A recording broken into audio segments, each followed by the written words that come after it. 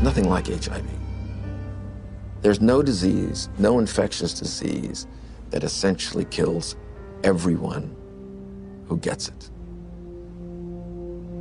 The fear factor's gone, and yet getting HIV infection is a problem for any individual. The fear should still remain because it's a virus that kills people. There is this sense of complacency that it's better, and it isn't better. And all these people, these 40+ million people living with the virus, they will die of AIDS. Over the past 3 decades, humanity has rallied together for the AIDS cause. People from all walks of life have united across all social and economic boundaries, joining hand in hand for one common purpose: to end AIDS.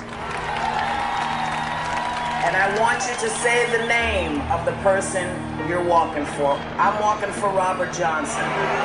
I'm walking for Rock Hudson. I'm walking for everybody that isn't here to walk for themselves.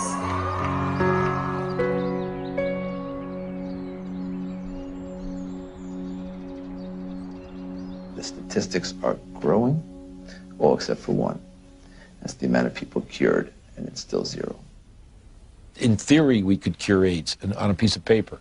Maybe someday it'll come. I can't say when. Despite all the major progress we have in chemotherapy of those patients, none of these patients got rid of the virus.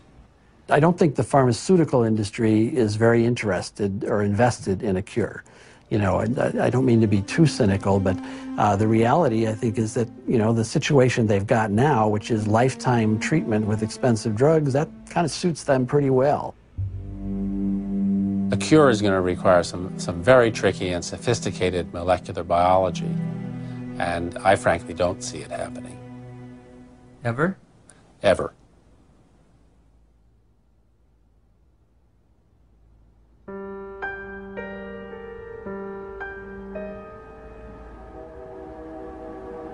I was born in 1980, a year before AIDS exploded onto the public consciousness. I grew up beneath its shadow like a child raised under the threat of the mushroom cloud. You might say I am a member of the first HIV/AIDS generation. I've never known a world without it. This film is an account of my journey through the shifting sand surrounding HIV/AIDS. AIDS has been front-page news for nearly 30 years. Yet how much do any of us really know about HIV and AIDS?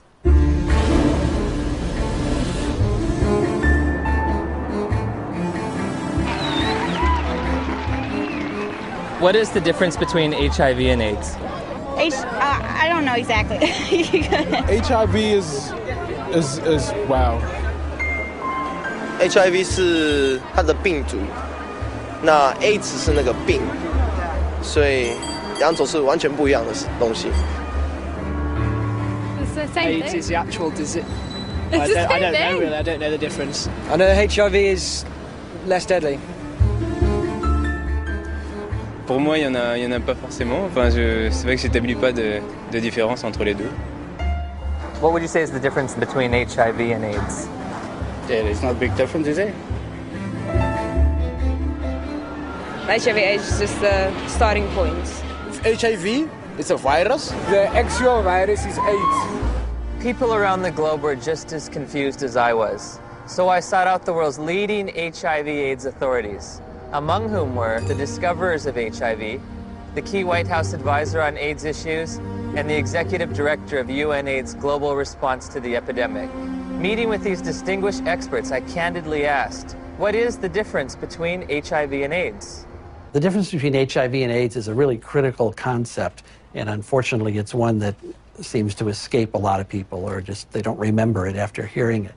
HIV is a virus. AIDS is a syndrome caused by infection with the virus. So you don't get infected with AIDS, you get infected with HIV, and that causes AIDS. The biggest problem with the HIV theory of AIDS is HIV. There is a group of AIDS denialists that say that HIV does not exist and has never been isolated, which is as bizarre as it gets. We do not say that HIV doesn't exist. What we say is that the presently available data does not prove the existence of HIV. The reality is that HIV does exist and does cause AIDS. I mean, the evidence is incontrovertible. HIV causes AIDS. All right, that's a theory that's there. Let that theory be there. But let's have some other conversations. Let's have some other research. Let's have some other funding. Maybe something else is working here. No. Why nearly 3 decades since its discovery does there continue to be debate over HIV? Why is there no cure in sight? To answer these questions, I needed context. The past is prologue, so my journey begins with a step back in time.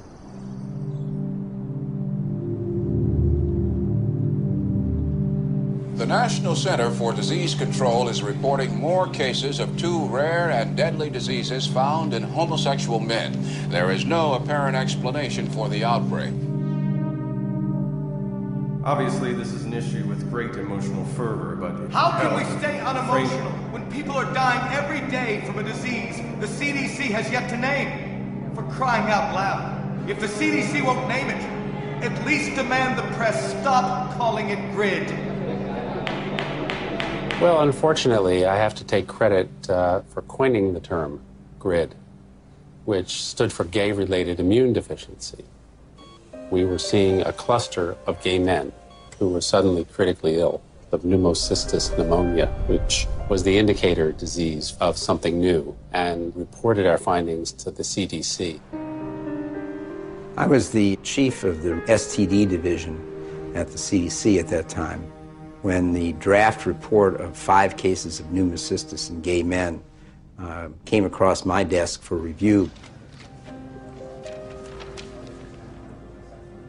Shortly afterward, cases of a very rare cancer called Kaposi sarcoma were diagnosed in young gay men. My first reaction was, this is an extraordinarily important finding. The CDC was looking for something like that when it came along. They were looking for it already. They were hoping there was going to be a new plague because polio was over. The CDC's budget was getting decreased. This is back in like the early 80s. There was double-digit inflation, a very high unemployment, a rapid military buildup, and a threat to decrease all domestic programs. And this led to reductions in force in the public health service, particularly the CDC. The Center of Disease Control, CDC, in Atlanta was under threat for reduction and even theoretically for closure. There were memos around the CDC that says, we need to find a new plague. For them to justify their expenses and their existence and make their careers, they have to find infectious diseases. We need to find something that'll scare the American people so they won't give us more money. Once people recognized that this was likely caused by a virus, the media attention went from no news coverage to the most covered news story in history. People went from neglecting it to fear and panic. Maybe I can get it. All of a sudden, AIDS was a very fundable project, and I suppose the psychology they worked on was the fact that they thought, well, in Congress, essentially this is white, straight, heterosexual men who are the congressmen, and if they feel they can't fuck around without being worried about AIDS, they're going to let the dollars out. And it worked. Suddenly there was a lot of money available for anybody who wanted to study HIV. And nobody ever looked back and said, why do we want to study HIV? Bob Gallo said on television, causes AIDS. The evidence shows that this disease is not merely confined to the gay community. I motion to call the disease Acquired Immune Deficiency Syndrome, AIDS. In 1982, Dr. Harry Haverkos was one of the Centers for Disease Control's epidemiologists tasked with defining AIDS. AIDS refers to a syndrome, and its definition changes periodically. AIDS is a chronic disease. It's based on its immunodeficiency. AIDS is not a disease, right? AIDS is a whole lot of different things. Depends on what country you're in. When your CD4 count falls below a certain arbitrary level, by definition, you have AIDS. You know, when someone's count goes down and then it goes back up again, it's, politically they may still have AIDS. Medically, I don't think they do. If you develop any of a number of opportunistic infections or diseases, that puts you in the category of AIDS.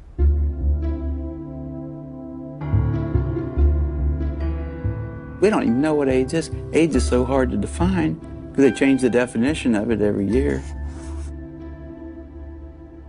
The definition of AIDS has broadened over time. It was revised in 1985, and then again in 1987.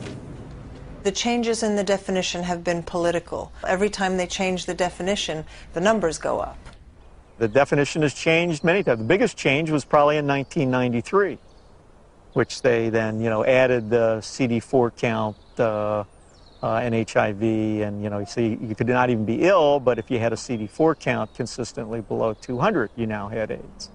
A closer look at the Centers for Disease Control's documents reveals that AIDS numbers actually declined in 1993, but a retroactive definition change increased the estimates by more than 100%.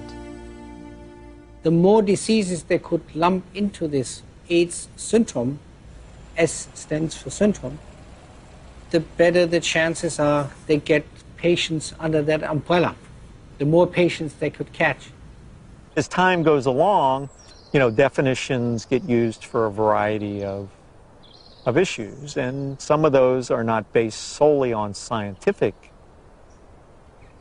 decisions, but politics and capitalism and reimbursement comes into play. For example, a person with hepatitis C, even say here in San Francisco, if you've got hepatitis C and only hepatitis C, you're shit out of luck.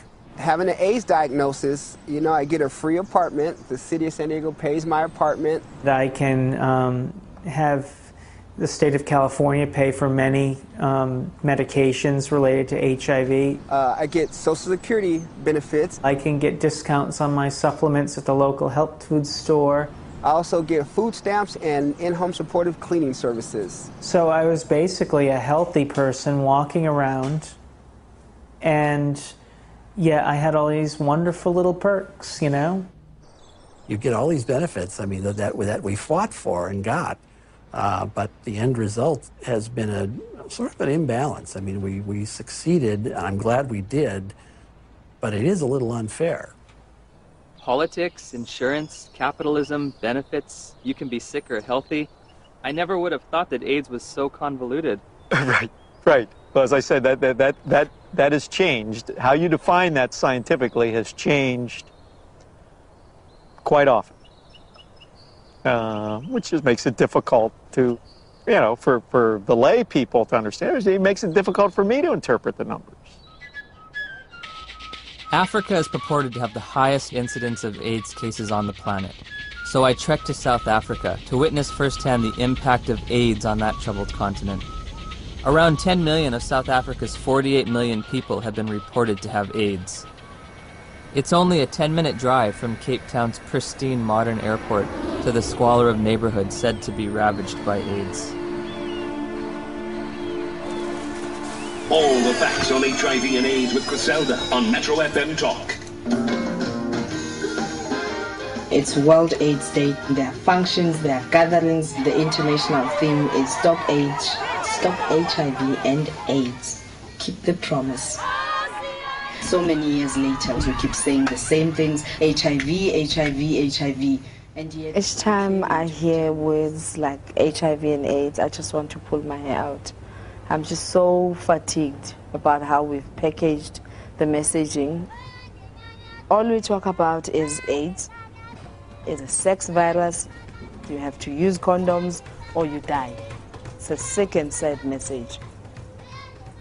People can't think outside AIDS anymore. And it's just a shocking, sad reality.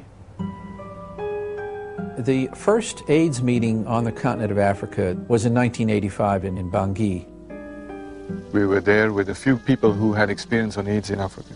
And one of our problems was, how can you diagnose AIDS in Africa in the absence of very sophisticated laboratory support?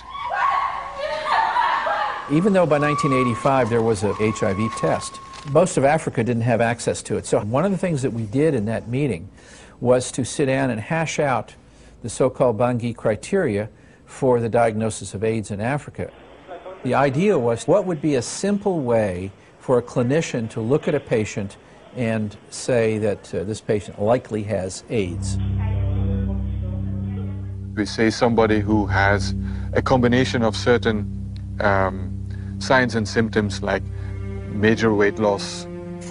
And if you have a combination of that, you can say this is probably somebody with AIDS.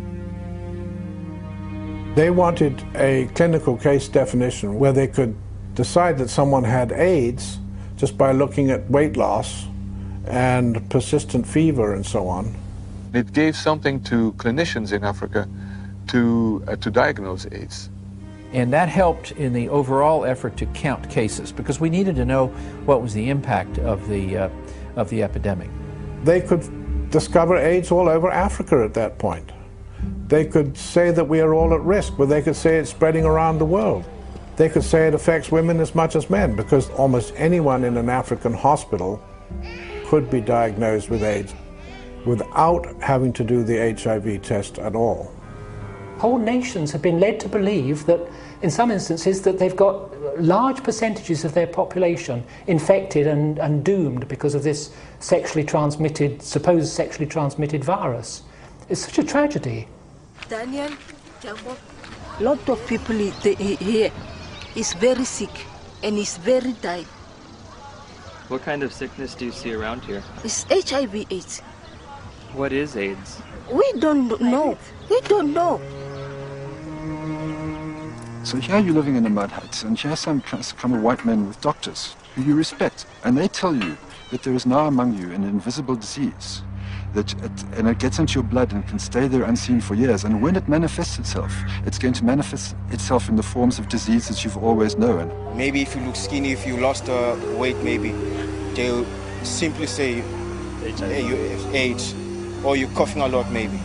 They'll say you have the disease. This cannot help but create extraordinary paranoia in people's minds. They say, well, what is going on with us? My neighbor next door he's got malaria. Does that mean that he's actually got this dreadful disease that the whites are talking about? Like I could be fat now, then the mentality is that if ever I become teen, then it could be one of the symptoms. I have to ask myself, why now? Why at this time?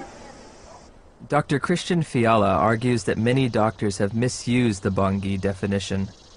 In the era before AIDS, we had to admit we don't know the diagnosis and we could hypothesize. But nowadays, what doctors do is, well, if we don't know what it is, it must be AIDS. We did have patients with the conditions we now regard as AIDS defining, even before the advent of AIDS. People could have TB and not have HIV and fulfill the Bangui criteria. They'd lose weight, they'd have TB, and they could look like they have AIDS when they don't. Is this Bangui definition still being used today?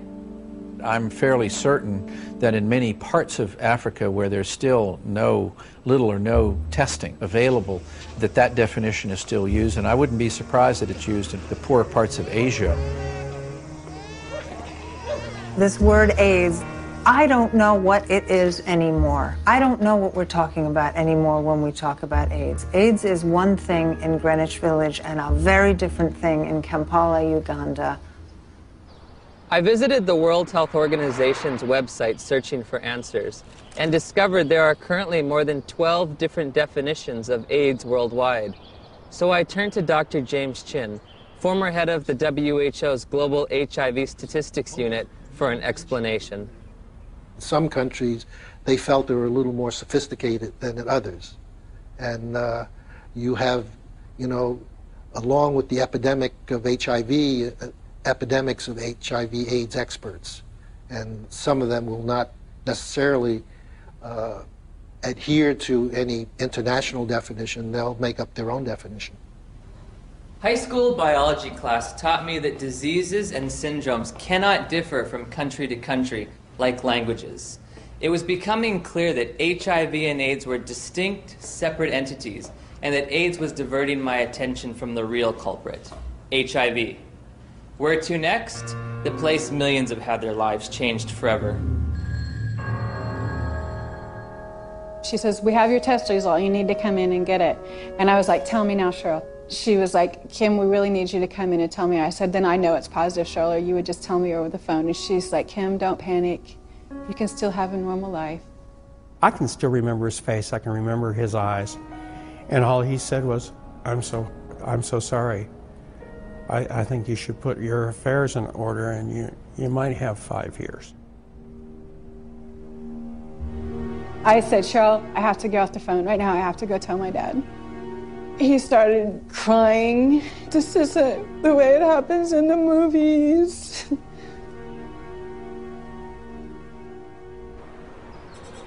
It's 7 a.m. here in Johannesburg, South Africa, and I'm a little nervous because I'm about to go in for my first HIV test. Have you ever gone in for an HIV test? No. No. No. No. No. Yes, I have actually, a few years ago. Were you nervous, apprehensive? I was very frightened. The nearest testing center wasn't in a hospital or in a doctor's office, but on the main concourse of a bustling train station, beneath a few portable tents. HIV testing facilities are everywhere, from street corner kiosks to shopping malls. I'll be tested with a rapid test, which looks for antibodies to HIV. So, have you ever tested for HIV before? No. No. Never. It's the first time. First time. Wow. Is this your questionnaire? Yes. Okay. These tests claim to be HIV tests. I'm going to read from a section that says limitations of the tests. The specificity of the Reveal Rapid HIV antibody test for blood specimens in low-risk populations has not been evaluated. They don't know, in their terms even, how well this test is going to work in people they don't want it to work in, low risk. We don't think you're at risk. Tell me about your sex life. My sex life? Us? Since you haven't exposed yourself, lied, sex, you're not homosexual, you're gay, you know your story. Yes. Let us go and find out.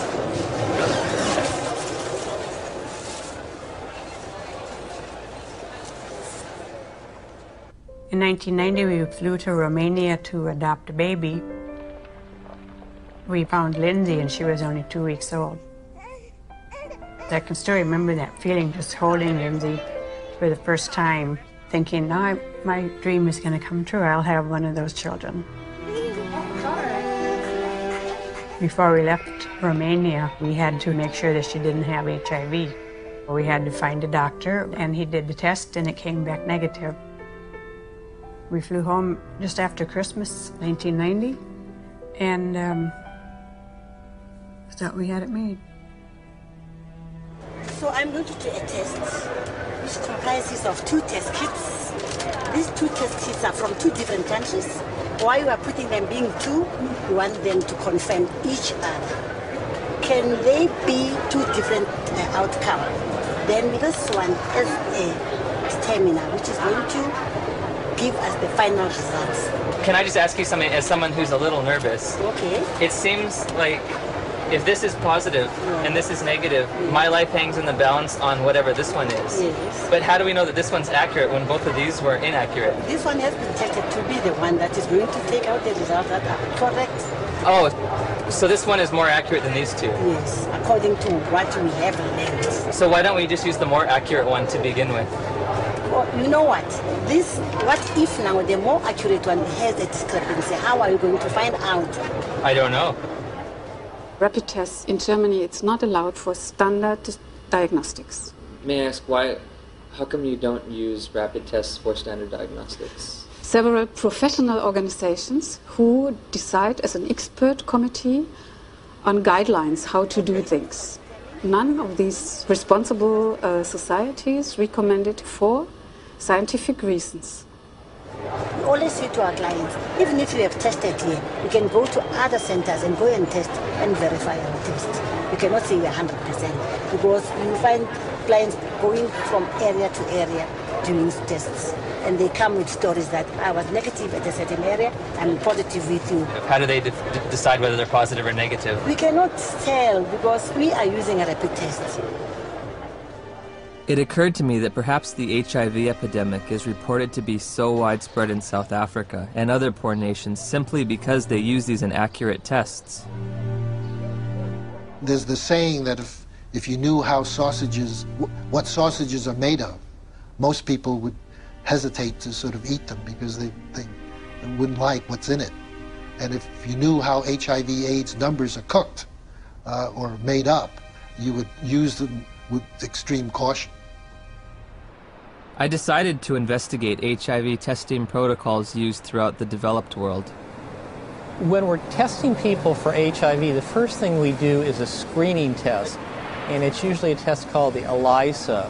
But there are also now available rapid assays that can be used as screening methods. Because they're faster. And we all know faster and cheaper is more efficient. If an ELISA is positive, it does not mean that the patient is HIV positive. That's a problem.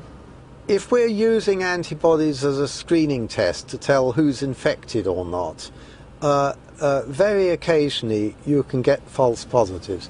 So screening tests by themselves should not be used as a definitive measure of infection. That's why we use a screening test to pick up all the cases, but we use a confirmatory test to eliminate any false positives. Take it easy. I'll just get aside. It should be emphasized that most of the developing world uses only screening tests to confirm an HIV diagnosis.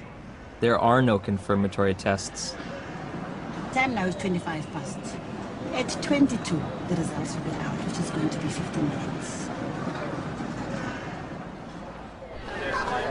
9 days after returning home, Steve and Cheryl's pediatrician ran a battery of tests on Lindsay, including an HIV test, even though Lindsay had tested negative for the virus in Romania. Dr. McHugh called us and said, we run into some problems with the testing that you did at Methodist Hospital, and you'll need to come right in and see me. I said, well, what is it? She says, well, I'm not going to tell you over the phone. I said, I need to know exactly what this is. He said, we got bad news that she tests positive. And he said, she'll have a 20% chance of living to age 2. That was just a shock. Just a shock after all this joy and happiness. We finally found our daughter, and I'm dancing around Romania, and now I come home, and it's like somebody could just stab me. And then I had to call my mom, and that was the worst phone call I've ever had to make, because I even remember saying, that poor girl, she's just not gonna make it. So that we don't have to go to somebody and say, well, you might be infected, but it might be a false positive. We do a second test. That's a test usually called the Western blot. In 1992, when I was told by my doctor that I was HIV positive, that was only a verbal admission to me. She didn't give me the written paper that came from the lab that tested my blood. I found out that it says this indicates possible infection by virus. There can be mistakes from the antibody test, and there are conditions that can cause the test to be inaccurate. Now that I've got the package insert for that test kit, it says positive results using any specimen type should be followed with additional testing. But this is the test that they use to confirm with. This has a margin of error done properly that's extremely low. In other words, it's one of medicine's better tests. I don't think the Western blot is a useful diagnostic test. I don't think it's worth doing. Did he give a reason? Anybody can say anything. I think it's stupid to drive a car. But come on, you got to give a reason. It's a useful prognostic test. Once you know that someone is infected, then you can follow their antibody response as well with Western blots. I'd say he's absolutely wrong. It has a complete usefulness. You don't need a Western blot. And it's become a dogma in HIV research that you need one ELISA followed by a Western. You don't. You need 2 different kinds of ELISAs made in 2 different formats. Would you ever want to confirm somebody is positive using just ELISAs? No, never. It's against the rules. It's against the recommendations. It's a turbulent sea of argument about how can we use this test? When can we use this test? Why does this test have no standard? We have a group now of about 40 patients that have no detectable virus in their body, but they're not being treated. So the first question is, are they really infected? So the Western blots can have false positives? No, the Western blot was negative too. But they were told they were positive by a lab, yes, that misread the Western blot. Heavyweight champion Tommy Morrison tested positive in 1996. 11 years later, in 2007, he tested negative multiple times, allowing him to return to the ring. There's constant discussion in the community of people who do diagnostic testing and the blood bankers about how to read these tests. When you're looking at this Western blot, how do you determine what is a positive? You need a certain number of bands being present. It depends a little bit on the producer of the test. It depends on the manufacturer. Is there different criteria for what might be a positive? Yeah, there are different criteria from the manufacturer. Thank you for the word. And also there are guidelines from the WHO and UNAIDS. Well, HIV infection is diagnosed with rather now routine laboratory tests, which for which there are criteria for diagnosis established by the manufacturer, FDA. Claudia showed me the package insert that comes with the Western blot. It contains 8 different sets of criteria for diagnosing HIV infection. Because of the different criteria that apply in different countries, you can test HIV positive in one country and be given an AIDS diagnosis as a result of that, whereas in another country you won't test HIV positive and you won't be given an AIDS diagnosis. It's ludicrous that you can be positive in one country and not positive in another. Theoretically, I could be diagnosed with AIDS in the United States, but if I take 3 steps to my right, I wouldn't be diagnosed with AIDS, or I would lose my AIDS diagnosis when I crossed the border. In 1992, I was encouraged by a doctor to take what's called an HIV test as a matter of social responsibility. And I was shocked and devastated and horrified when the results came back positive. It was one of those moments that everyone fears their whole life. A week later, I take the same test to an AIDS specialist. He looks and says, "This isn't a positive test. I don't know what this test means." Since a false positive looks like a true positive, how can you ever distinguish whether it's truly a positive or a negative? Well, that's a great question. It's going to be very hard to determine a false positive. So I take the test again, and this time my results come back marked from the lab indeterminate. I'm faced with the decision, do I want to wait 6 weeks to test again or do it right away? I opted for right away. My results that time come back positive. Took it again, came back negative.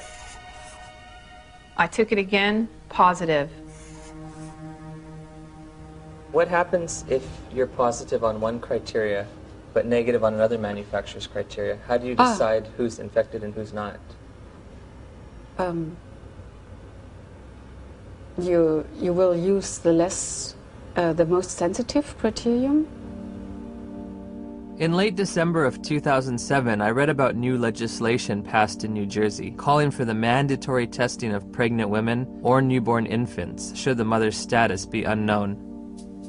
HIV mandatory testing, to me, is a no-brainer. I'm very much opposed to the concept of mandatory testing of any population because the tests are scientifically shown to be unreliable and inaccurate. You have no reason to fear this bill. And my hope is that eventually this will become a federal law so that every woman in this country would be tested. But HIV testing isn't an absolutely precise science. When I confronted my doctor about that, she said, we're way past Western blot now. We have the viral load test. But when you get the package insert for the viral load test, it says, if you test positive, you are considered confirmed infected with HIV. But at the bottom of the page, in fine print, it states a person should have additional testing. It does not allow you to tell a single person on this planet that they are HIV positive. And it's a scandal that this test continues to be used. So again, I'm asking, where's the test? Where's the test that can confirm a diagnosis of HIV infection? And I can't find one. I have the package insert from the manufacturer which they supplied me with. And under limitations of the test, it states that risk factors should be used in conjunction with the test. Has a person had sex? Have they used drugs? Have they had a blood transfusion? And then in conjunction with the test, not the test alone, but with the test, then you decide whether the person is positive or negative. Do the answers to these questions help aid in the diagnosis? Of course they did. Really? They do. Now, if I tell you that the test you took was lousy and didn't mean a thing, does that make any difference for everybody to hear? It make a difference for me. Yeah, I know. How can we say that HIV is the cause of AIDS when we don't know, based on current tests, whether or not anybody diagnosed positive actually has HIV? President Thabo Mbeki will officially open the AIDS conference tonight. Delegates here are hoping he will finally separate himself from the AIDS denialists. We remain convinced of the need for us better to understand what would constitute a comprehensive response in a context such as ours, which is characterized by high levels of poverty and disease. As I listened and heard the whole story told about our own country, it seemed to me that we could not blame everything on a single virus. I thought this man must be an idiot. Everyone in Africa is dying of AIDS. I know this because I read the New York Times. It's beyond doubt. Rion Milan was hired by Rolling Stone to investigate and debunk President Mbeki's misguided ideas. Where to begin? The numbers.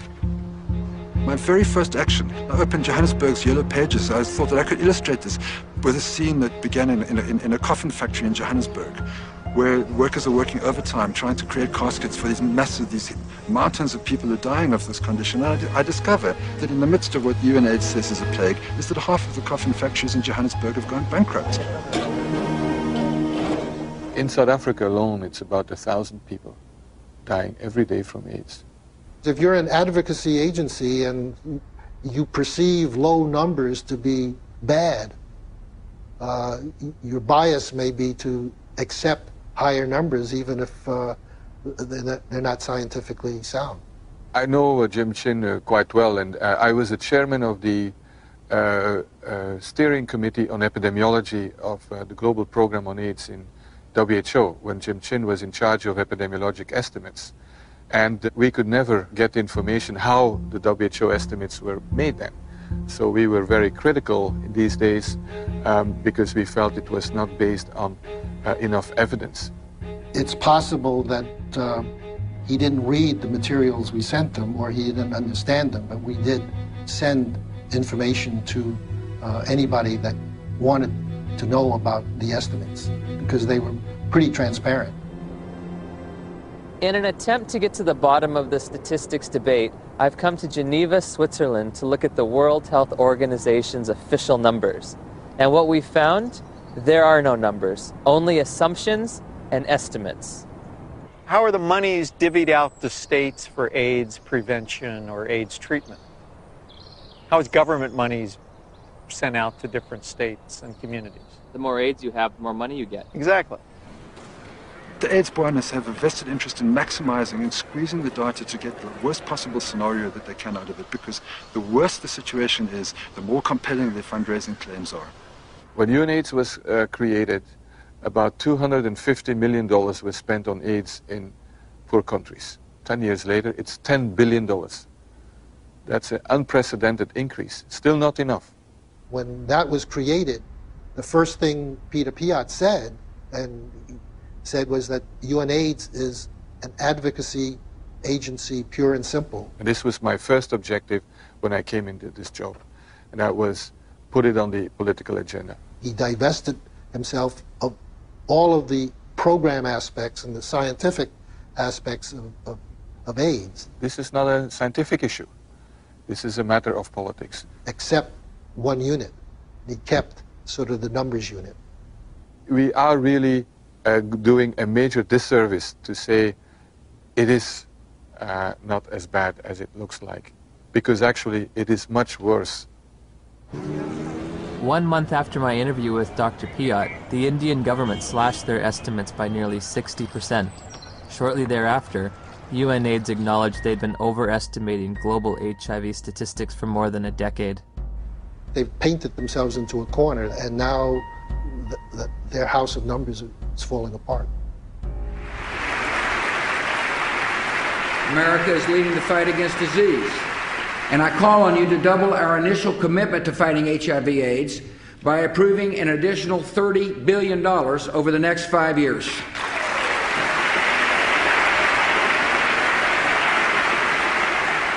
Global corruption, misuse of statistics, in order to convince people that there's one hell of a problem out there, guys, and we've got to go and do something about it.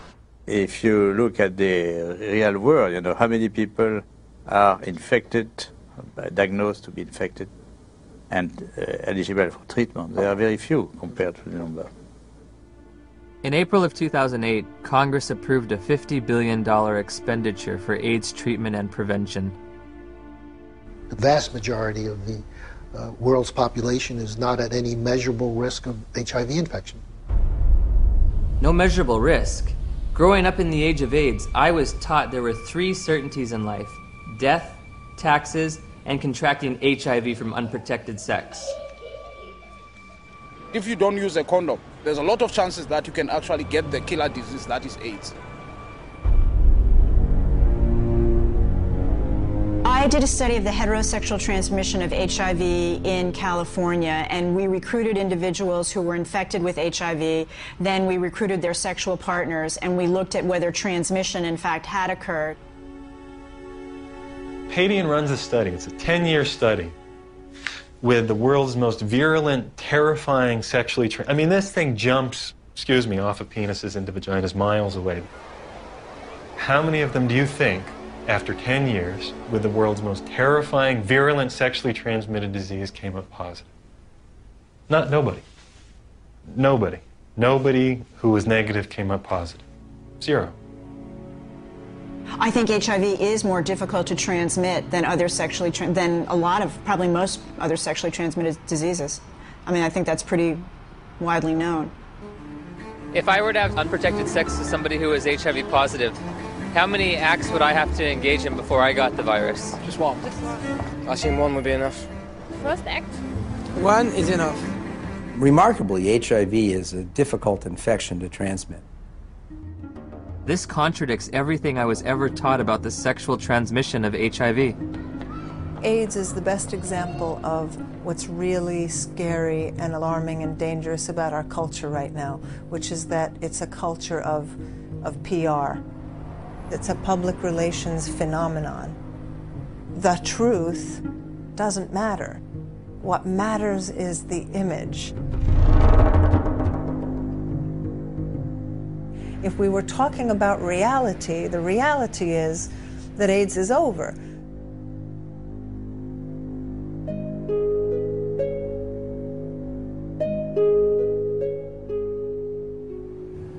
Somebody decided in the early 80s that there's this infection called HIV. And upon deciding that, I don't think it was debated enough.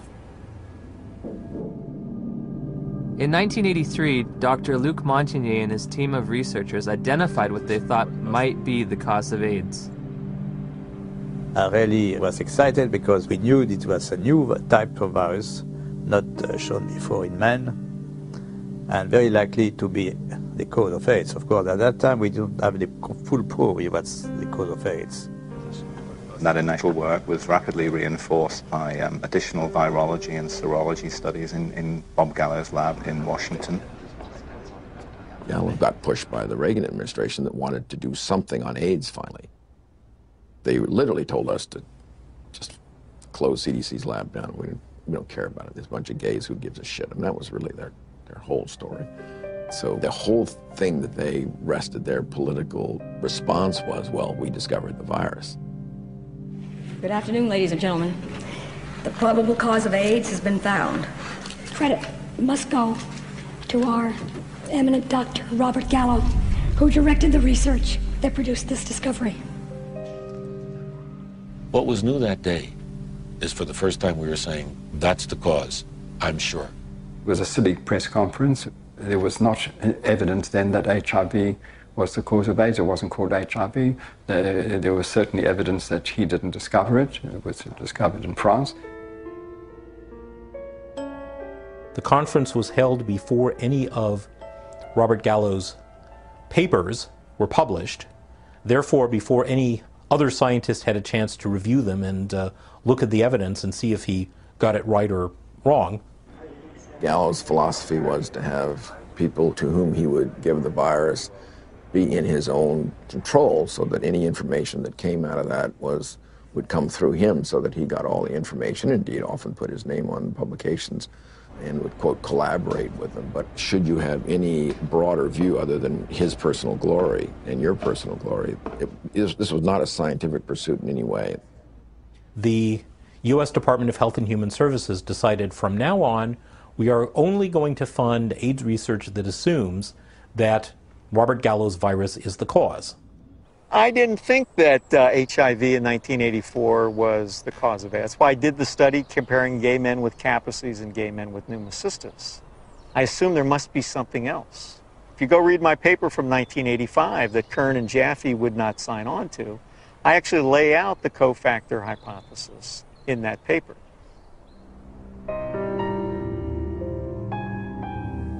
I'm a promoter of the role of cofactors in AIDS. Well, cofactors just says that the cause of a disease is by more than one factor. Just simply being infected with HIV is not going to do it. You need certain cofactors. Cofactors are not necessary. Dr. Fauci will say HIV causes AIDS without the need for anything else. That's kind of ridiculous. The data that indicate that any different type of infection like mycoplasma or something like that is a necessary cofactor, I believe those theories have been debunked. What the fuck does he mean? Sorry. What's it? Sorry, what does he mean that there are no cofactors? Where's he coming from? There's cofactors for everything. Cofactor implies something specific. And it really gets us off into tracks that are wandering. Gallo isn't gonna change his mind. But he's probably 70 years plus now. He's gonna remember things. Yeah, we all remember things that are good for us. And we forget the bad things. The cofactors are important to really understand how people get ill, why they get ill. What is asked of an AIDS journalist is to deny an existing reality, which is a strong, growing body of dissent on a scientific question. In August of '92, my dad had just read his latest National Review, and there was an article in there about Peter Duesberg, a maverick cell biologist. He said he didn't think HIV caused AIDS. To deny that this well-identified, well-characterized virus is linked with AIDS is, to my mind, just potty. He said, I can't replicate this in my office. I can't get this virus to do anything. We thought, oh my gosh, my dad is really daydreaming. He's trying to wish this all away because he knows how upset we are. Just wish it all away, and everybody will be gone happy.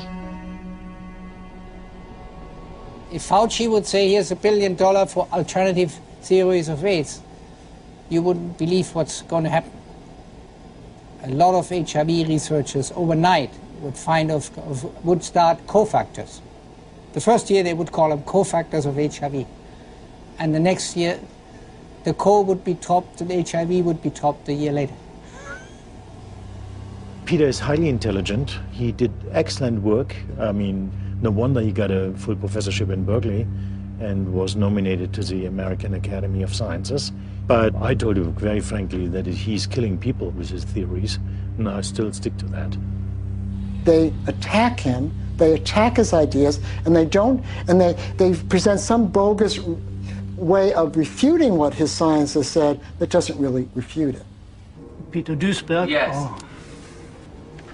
They are all prostitutes, most of them, my colleagues, to some degree, myself. You have to be a prostitute to get money for your research. You're trained a little bit to be a prostitute. But some go all the way. In light of all this scientific uncertainty, I asked Dr. Fauci for evidence linking HIV to immune deficiency disease. When you put the combined findings of the initial characterization as a distinct retrovirus isolated by Montagnier and his group, together with Gallo linking the virus to being the cause of AIDS, and they put those things together, and that's how we have a confirmation of the causative agent of AIDS, namely HIV. Still unclear about the evidence for HIV's existence, I decided the best way to verify it would be to actually see it. I asked Dr. Hans Gelderblum, a world-renowned electron microscopist, if he thought there was any reason to question Dr. Montagnier's published images. I've seen these publications, stamp-sized images. It's a nuisance. It's a nuisance. You do not really see much. When we saw that photo, we said, suggestive, but not convincing. Dr. Gallo, 1 year later, published photographs he claimed to be of HIV. Were his any better? These pictures were not so impressive. They were not much better than Montagnier's images. It's one thing to look like, and another thing is to be a virus. In 2002, I stumbled across an article by Valander Turner and Andrew McIntyre of the Perth Group in Australia, and it questions whether there's ever even been found a virus. I became consumed with researching this. I could read from morning till night every day, and every link to another link, and I would email to these people and say, where's the test? I want to know. Am I dying? Am I contagious? And they weren't even very kind. They were just like, read our articles again. How many times do we have to tell you there's no test? It is crucial to understand that an AIDS diagnosis is forever. It cannot be reversed or alleviated. The stigma attached to people knowing that you have it and are living with it is worse than actually living with it. I can't think of anybody who's ever been evicted from their apartment because they had breast cancer or because they had cerebral palsy. I did a campaign to address stigma. The message is that if anyone is infected, we are all affected. Some have it medically, some have it socially, some have it culturally. And at the end of the day, if it exists anywhere, it exists everywhere. We don't all have AIDS. And once you start bullshitting, it gets a problem. You know, we don't all have AIDS. We all have to be sympathetic to AIDS. And yes, there's all kinds of people who get HIV infection.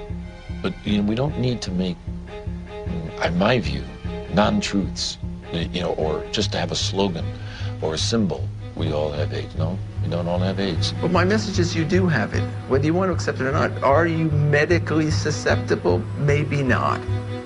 But are you socially vulnerable? Yes. In June of 2007, the BBC featured a news story which began, HIV infection theory challenged. Living cells are complicated, and how they work inside the body is even more complicated.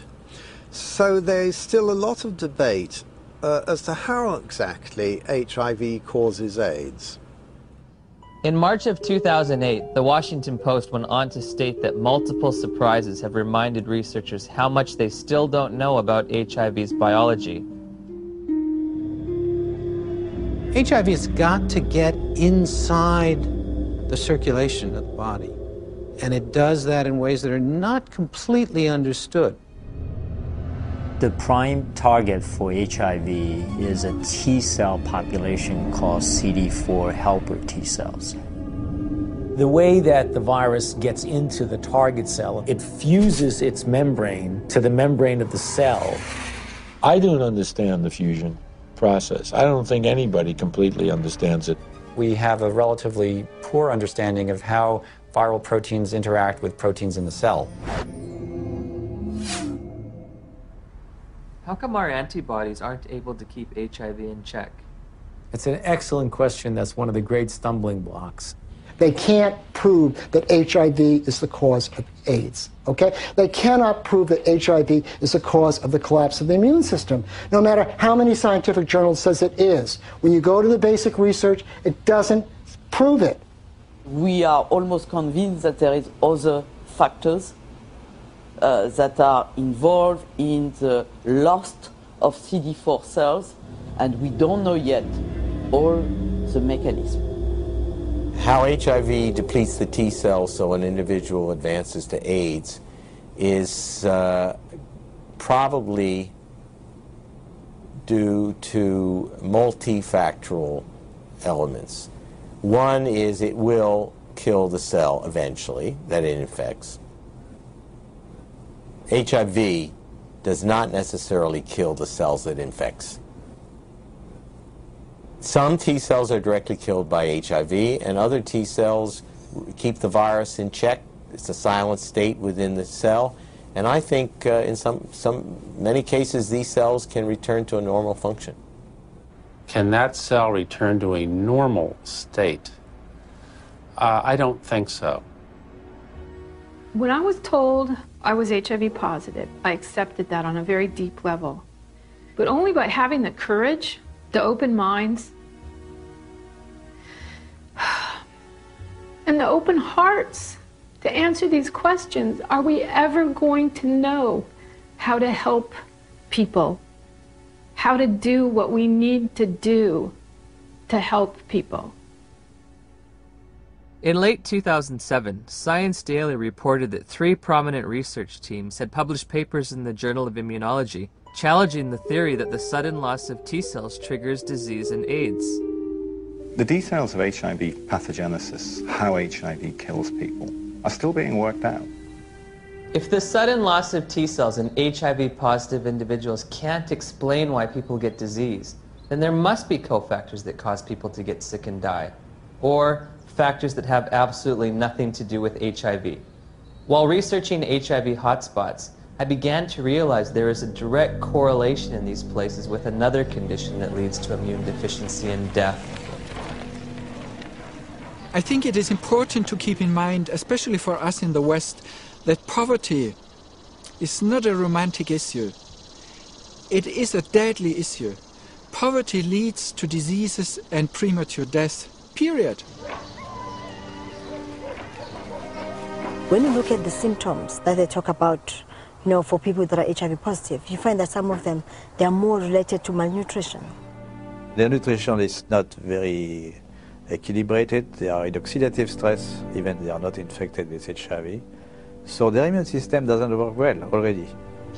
People are hungry, they're underdeveloped, there are no hospitals, there's no proper medical care. You take away poverty, you're giving people an ability to fight infections. These are toilets. Yeah. We don't have flushing toilets. When flies get into the toilets, they actually come back to touch our food, you see. And look, we need to take that food. And we don't know which infections are there. So how do you expect people must survive in these places? Look there.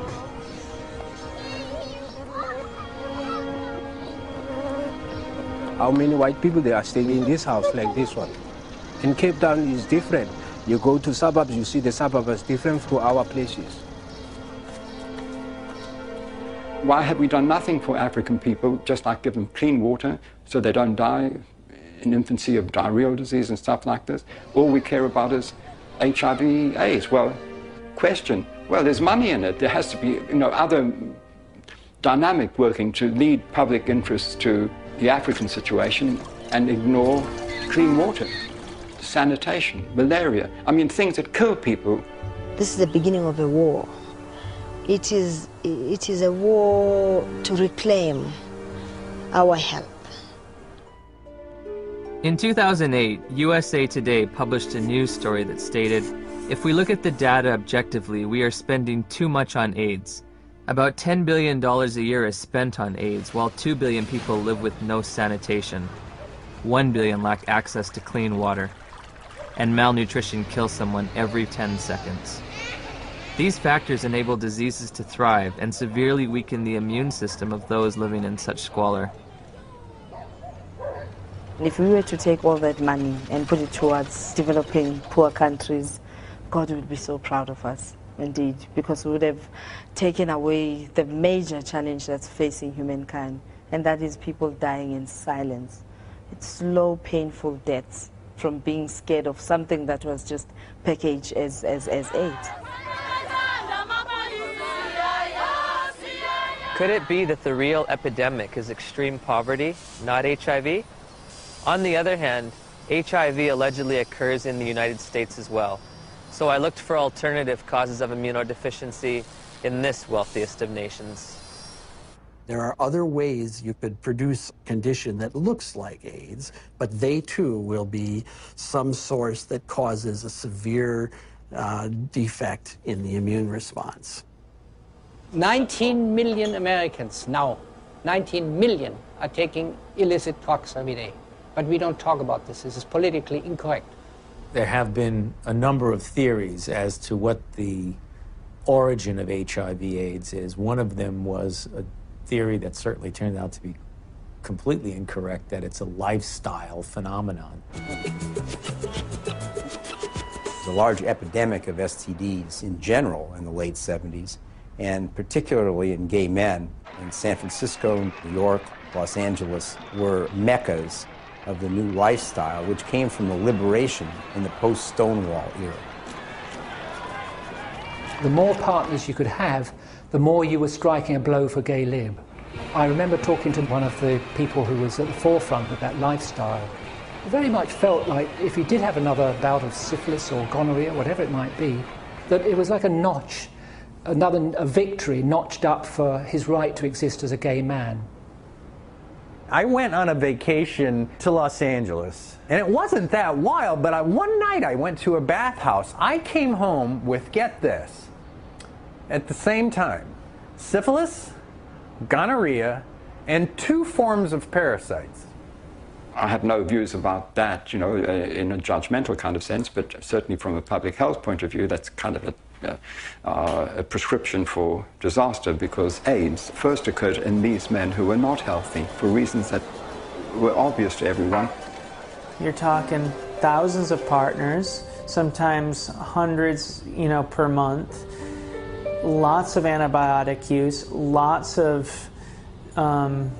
drug use, and the result were people were getting pretty sick. There's a drug called amyl nitrate that was developed in the 1850s and 60s. Came in ampules, and they became known as poppers because you'd pop them when you open these ampules up to sniff them when you had coronary artery disease. The first AIDS cases, for example, that Mike Gottlieb reported were all 5 gay men. They were young. They all used poppers. Poppers, something you walk around huffing all night. I mean, it says flammable, fatal if swallowed on the side of the bottle. They're walking around huffing it all night long. Why? Gives you a great rush. Poppers was a sex drug. They were in every gay bathhouse, every bar, every porno bookstore across the nation. Poppers were visible on the dance floor in the discos. At the end of an evening, the bartender would announce last call for alcohol, last call for poppers. It was like a mad, wonderful kind of a dance that was being done. But if you think that can happen forever, you're wrong. Whether or not HIV exists, whether its role in a weakened immune system is almost irrelevant when you compare it to what was going on at that time. The lifestyle explanation proved politically unacceptable, but the virus explanation proved very, very acceptable to many different parties. Pneumocystis pneumonia and Kaposi sarcoma were the hallmark diseases for AIDS in the early years. To go back and deconstruct it and say, what exactly did cause pneumocystis carinea? I remember the first patient that I ever saw, my resident brought me to see a young gay man with pneumocystis pneumonia. I knew a little bit about the use of poppers or amyl nitrite inhalants, and I started asking the patient if he used them, and it turned out that he was a very heavy user of amyl nitrites, and much to the surprise of my students, I said, I think the man probably has destroyed his pulmonary immune system by inhaling this toxin. What exactly caused Kaposi sarcoma? We know that now. It was amyl nitrite. We saw KS decline, interestingly parallel to the decline in popper use. We now know that Kaposi sarcoma is caused by a second virus, the human herpes virus strain 8. To rescue comes another virus. As always, when you're in trouble, you find another virus. If one wants to look at really what causes this, we've got to look beyond just HIV and just beyond HHV8. Calling it a disease, see? And to give it that name, AIDS. So everything's included under that, and you don't have to just say, I mean, if you'd have said, you know, these people are getting a lot of weird diseases, all kinds of diseases, it wouldn't have had the same impact. It was much better to say, there is a infectious organism on the loose in America, and it could get you.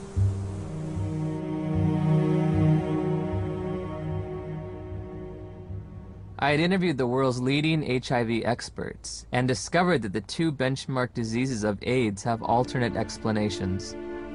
Once again, I turned to Dr. Gelderblum, seeking proof of HIV's existence in the most recent images available. Here, you do not see anything about the details, but I would say it's probably a virus. These are HIV here? Yeah. Oh, so are these HIV too? Yeah, yeah. Everything's Probably. Probably. Yeah. What can I tell you? You know, I mean, it exists. Gallo said he had all these viruses, and it was a lie.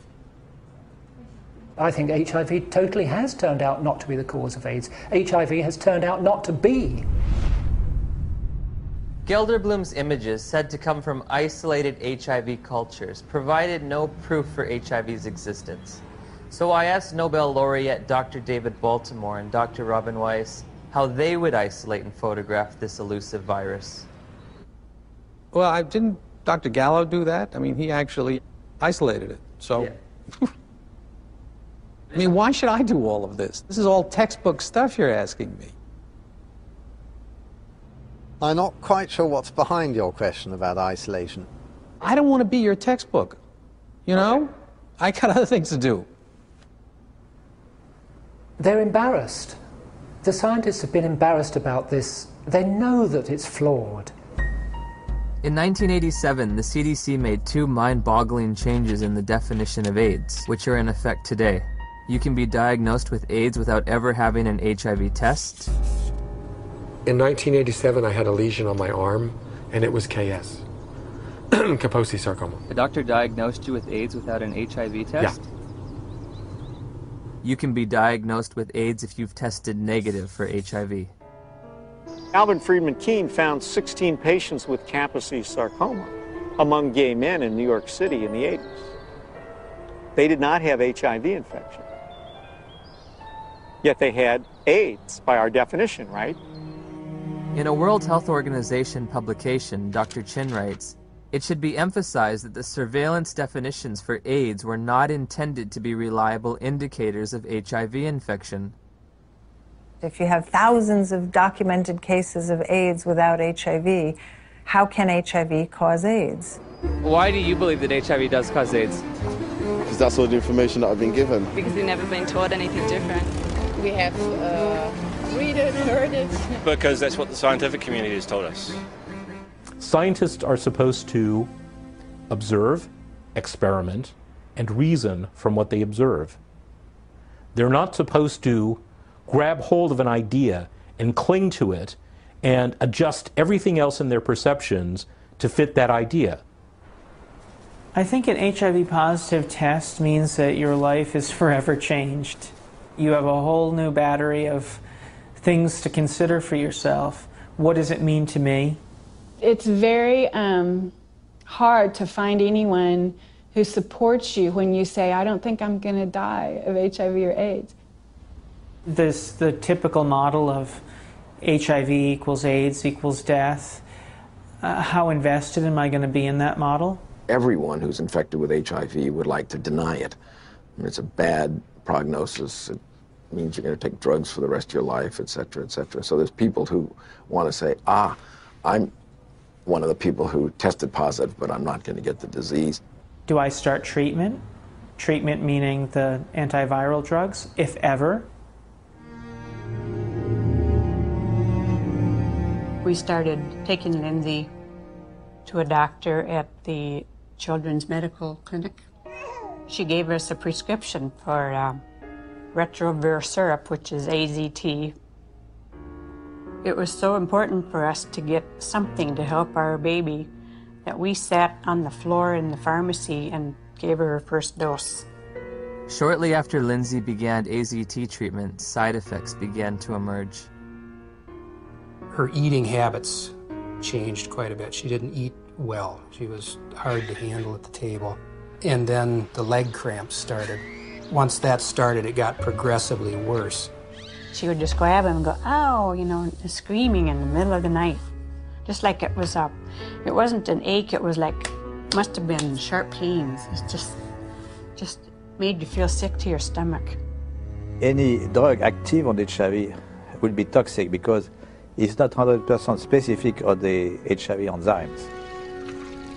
When we switched over to the university, then the dosage of AZT went up, and that's where she started flattening out on her growth chart. The doctors would try to put a positive spin on how well she was progressing. It was mainly in the T cells that weren't always a positive situation. Yeah, the T cell count would go down, and then the doctors would say, well, maybe we better raise that AZT dosage, get that T cell count back up. We were going, I think it's kind of making her sick because she doesn't want to eat. She's having leg cramps. And they'd say, well, it's the HIV, and that's what it does. It's all part of the package. The treatment causes a very similar condition we would expect from an AIDS patient. That's why nobody noticed that there was something wrong with the treatment. I remember in 1992, after I first tested positive, I became involved in an organization called Women at Risk. There were 11 of us at the time on the board and involved in the group. All of us except 3 were on the medications.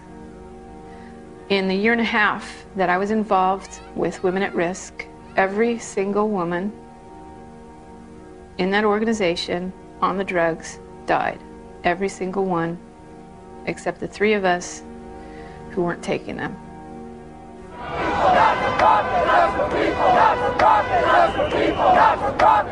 We weren't just given handfuls of AZT, we demanded it. AZT should be praised. Where is your humanity?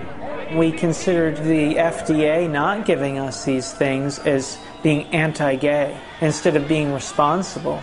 And so we went and we lobbied and we pushed for all these things, and we didn't think clearly about what it was we were asking for. It's like that saying, be careful what you ask for, it may come to pass. That's the very reason why everybody believed HIV is a deadly virus, because the HIV-positive patient at that time got a deadly treatment. Despite the billions spent on the drug, tens of thousands of people with AIDS have died. And now a growing number of studies are questioning the drug's usefulness.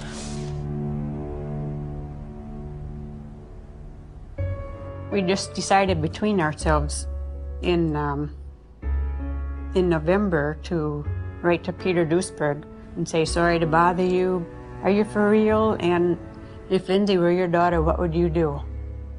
On November 11th, we got a big package, and he said, you must take your daughter off AZT immediately or she will die from it like Kimberly Begalis. That is AIDS by prescription. You get immunodeficiency and you die from the tox. That is AIDS by prescription. When AZT became widely available in 1985 and 1986, I cautioned my patients not to jump on the bandwagon and start being treated.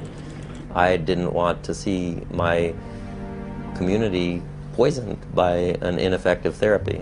I think in retrospect, the dose that we started with AZT was a dangerous and poorly tolerated dose. Nobody wants to realize what was the real effect of this overtreatment. That means that we killed a whole generation of AIDS patients.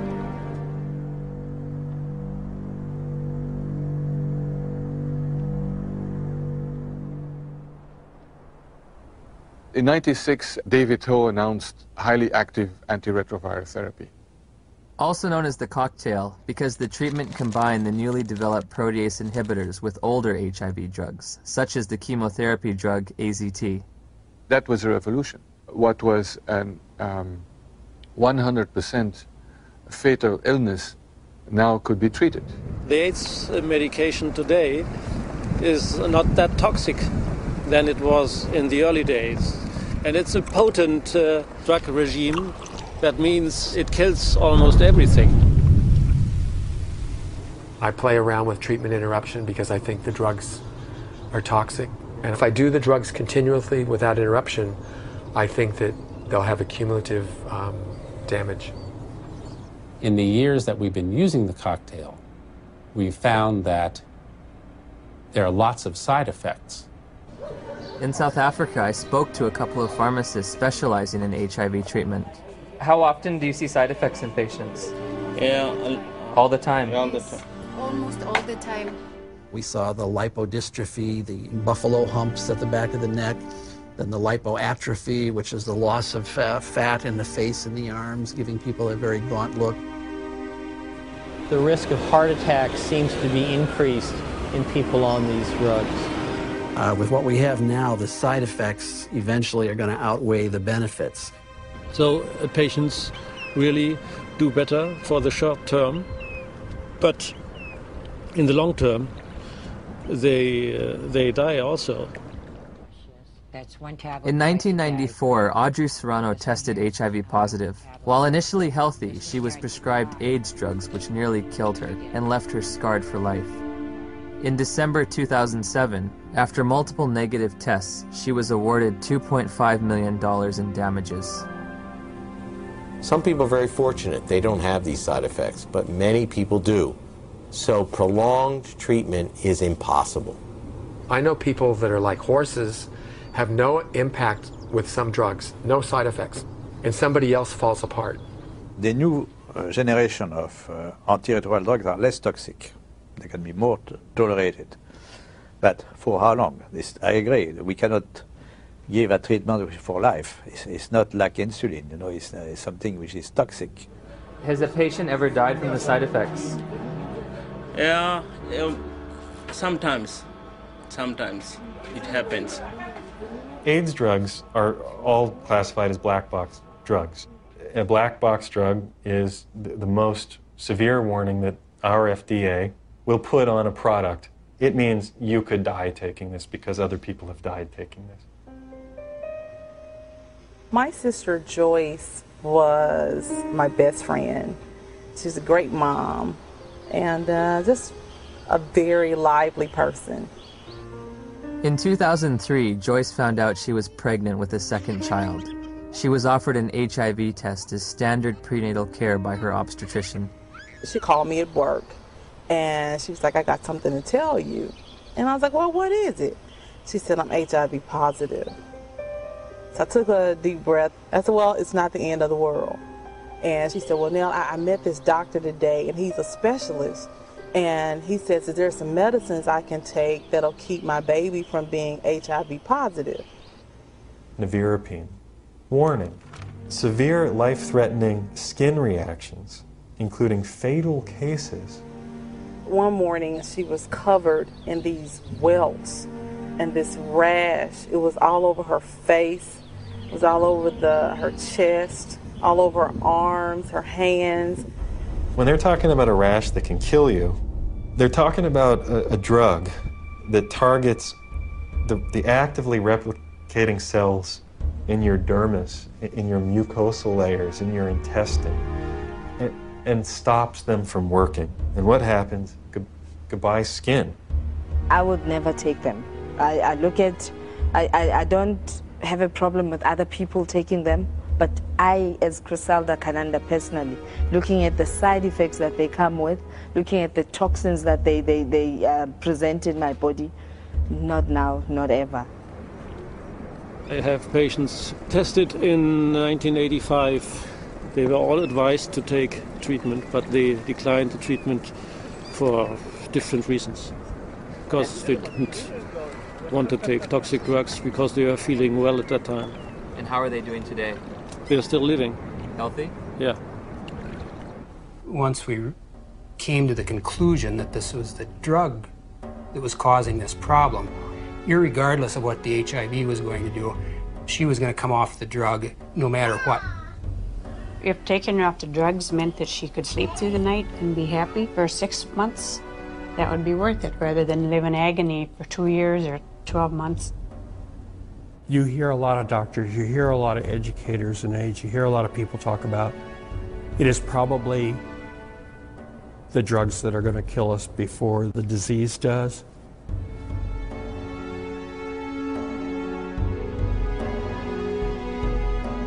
What are the drugs doing to the bodies? They're putting the bodies into coffins. Before my sister started taking the drugs, she was healthy. After she started the drugs, she developed an allergic reaction, which made her look like a patient with full-blown AIDS. She was admitted to the hospital.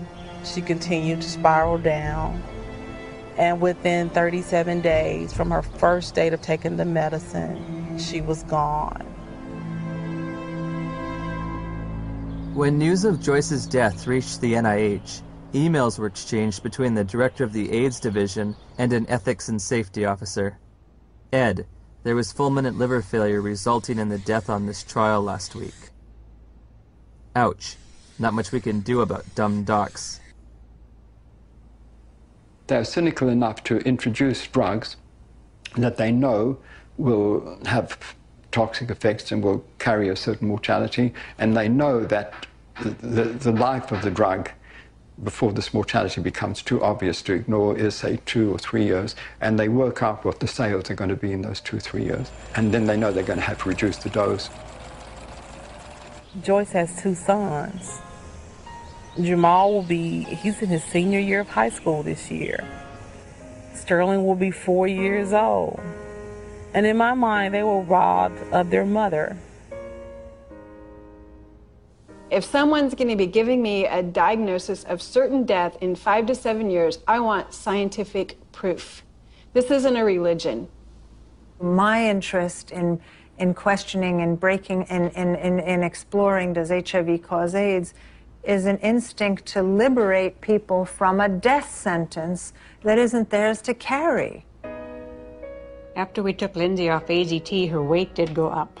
Within a couple of days, the leg cramps went away. And her physical body seemed to be doing pretty well, but it was like she was disturbed. She was agitated very easily. Her lifespan changed all the time after she got to be 2 years old, and then she'd only live to be 5. When she got to be a little older, then they said, oh, she might live to be 7. Yep. But definitely wouldn't live into double digits, and that's just was our life then. Although Lindsay was on AZT for 22 months, she made a full recovery from the pernicious side effects. Lindsay will be 19 in October of 2009. Because it's been surrounded from day one with so much emotion, so much fear, so much psychology, so much drama, very few people are capable of looking at AIDS logically. We can be exposed to HIV many times without being chronically infected. Our immune system could get rid of the virus within a few weeks if you have a good immune system. If you have a good immune system, then your body can naturally get rid of HIV. Yes. If you take a poor African who's been infected and you build up their immune system, is it possible for them to also naturally get rid of it? I would think so. It's very easy to get people to think the right thing if you get the right on the tablet the first time. But once something's on the tablet and you got to erase it and put something else, it's very hard to get people to think differently. The victims of HIV and the dedicated professionals combating it deserve our sympathy, compassion, and respect. However, at Journey's End, I find myself perplexed, bewildered at times with an overall feeling of dismay and sadness.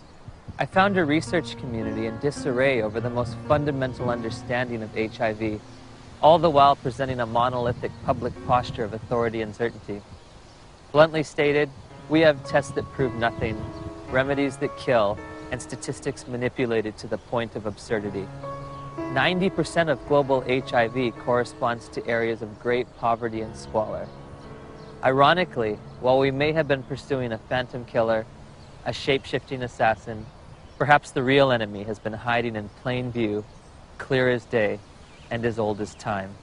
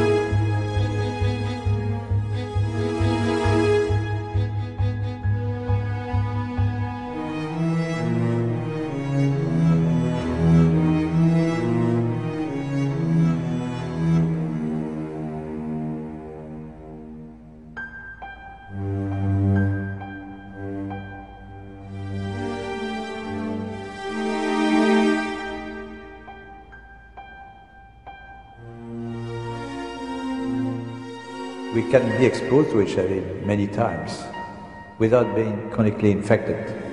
Our immune system will get rid of the virus within a few weeks if you have a good immune system. If you have a good immune system, then your body can naturally get rid of HIV. Yes. How can we say that HIV is the cause of AIDS when we don't know, based on current tests, whether or not anybody diagnosed positive actually has HIV? Some people are very fortunate. They don't have these side effects, but many people do. So prolonged treatment is impossible. Called CD4 helper T cells. What the fuck's he mean? What's it? It uses its membrane. What does he mean that they know co-factor? Where is he coming from? There's co-factors for everything. To the membrane of the cell. There inside the cells, virus grows and makes form into cells. They're wondering. Gallo isn't going to change that.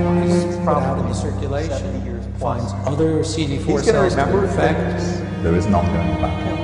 Cells die. The body will replace those cells that die. But there's not an infinite capacity to use co-factors important. This really battle between HIV how people get ill, why they get ill. What is asked of an AIDS journalist is to deny an existing reality, which is a strong, growing body of dissent on scientific